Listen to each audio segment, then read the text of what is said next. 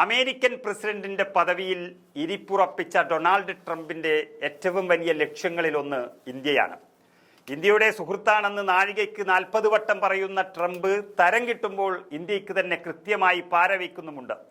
President Joe ബൈഡന്റെ ഭരണകാലയളവിൽ ഇന്ത്യയിലെ തെരഞ്ഞെടുപ്പ് പ്രക്രിയയിൽ ഇടപെടാൻ വകയിരുത്തിയ 21 ദശലക്ഷം ഡോളർ അത് റദ്ദാക്കി ട്രംപ് കലിപ്പ് അവസാനിപ്പിച്ചിട്ടില്ല എന്ന് പ്രഖ്യാപിച്ചിരിക്കുകയാണ്.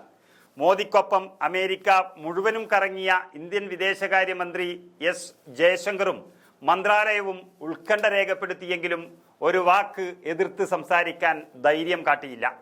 ഇന്ത്യൻ തെരഞ്ഞെടുപ്പ് മേഖലയുമായി ബന്ധപ്പെട്ട് ഇലോൺ മസ്കും ട്രംപും ഉന്നയിക്കുന്ന ആരോപണം സംബന്ധിച്ച വസ്തുതകൾ പുറത്തു കൊണ്ടുവരേണ്ടത് ഇന്ത്യയുടെ തെരഞ്ഞെടുപ്പ് പ്രക്രിയയുടെ ഒരു സ്വതന്ത്രത, നിഷ്പക്ഷത, സുതാര്യത എന്നിവ ഉറപ്പുവരുത്താൻ അനിവാര്യവും അതറിയാനുള്ള പൗരന്റെ അവകാശം നിഷേധിക്കുന്നതിനും തുല്യമാണ്.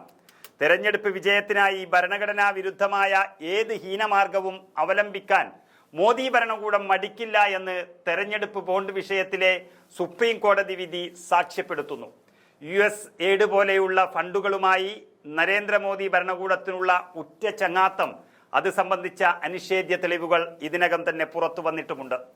ഇന്ത്യൻ റെയിൽവേയുടെ നെറ്റ് സീറോ കാർബൺ എമിഷൻ പദ്ധതിക്കായി US എയ്ഡുമായി കൈകോർക്കുന്നതിനുള്ള ഒരു ധാരണാപത്രത്തിൽ ഒപ്പിടുന്നത് സംബന്ധിച്ച തീരുമാനം അത് കൈക്കൊണ്ടത് നരേന്ദ്രമോദി അധ്യക്ഷത വഹിച്ച 2023 ജൂൺ 14 കേന്ദ്ര മന്ത്രിസഭാ യോഗമാണ്.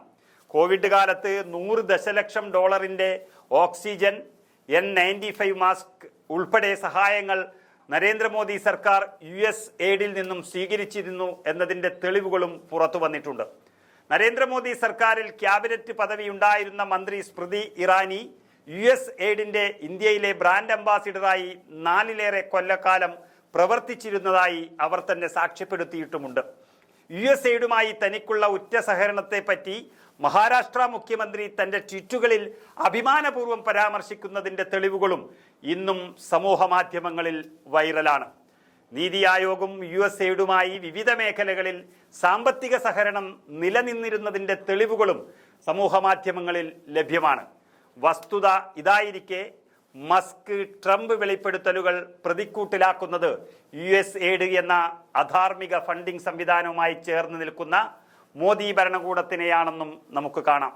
ഇന്ത്യൻ വോട്ടർമാരെ സ്വാധീനിക്കാനും പോളിംഗ് ബൂത്തുകളിലെത്തുന്ന വോട്ടർമാരുടെ എണ്ണം വർദ്ധിപ്പിക്കാനും ജോ ബൈഡൻ ഭരണകൂടം വകയിരുത്തിയ തുക പിൻവലിക്കുന്നതായുള്ള ഡൊണാൾഡ് ട്രംപിന്റെ പ്രഖ്യാപനം വലിയ അമ്പരപ്പൊന്നും സൃഷ്ടിക്കുന്നില്ല. 2ാം തവണ US പ്രസിഡന്റായി തിരഞ്ഞെടുക്കപ്പെട്ട ട്രംപ് അധികാരമേറ്റ് 1 മാസം പിന്നിടുമ്പോഴേക്കും നടത്തിയ ഈ പ്രഖ്യാപന പരമ്പരകളിൽ പലതും ആഗോള രാഷ്ട്രീയത്തിൽ വിവാദങ്ങൾ സൃഷ്ടിച്ചു വരികയാണ്. കഴിഞ്ഞ 1 ദശകത്തിലേറെയായി രാജ്യഭരണം കൈയാളുന്ന നരേന്ദ്രമോദി സർക്കാർ തെരഞ്ഞെടുപ്പ് ഫലങ്ങളെ സ്വാധീനിക്കുന്നതിന് US ഭരണകൂടവുമായും അവർ നിയന്ത്രിക്കുന്ന ഏജൻസികളുമായും കൈകോർത്തു നടത്തിയ അട്ടിമറി പ്രവർത്തനങ്ങളുടെ ഏറ്റവും പുതിയ റിപ്പോർട്ടുകളാണ് ഇപ്പോൾ പുറത്തു വന്നിരിക്കുന്നത്. തെരഞ്ഞെടുപ്പ് സഹായമായി ലഭിച്ച അമേരിക്കൻ ഫണ്ടിംഗ് ഉപയോഗിച്ച് എന്തൊക്കെ അട്ടിമറി പ്രവർത്തനങ്ങൾ നടന്നിട്ടുണ്ടെന്നും അതിനായി എത്രത്തോളം വിദേശ പണം ഒഴുക്കിയിട്ടുണ്ടെന്നും അടക്കമുള്ള വിവരങ്ങളും വരും ദിവസങ്ങളിൽ പുറത്തു വരാൻ പോവുകയാണ്.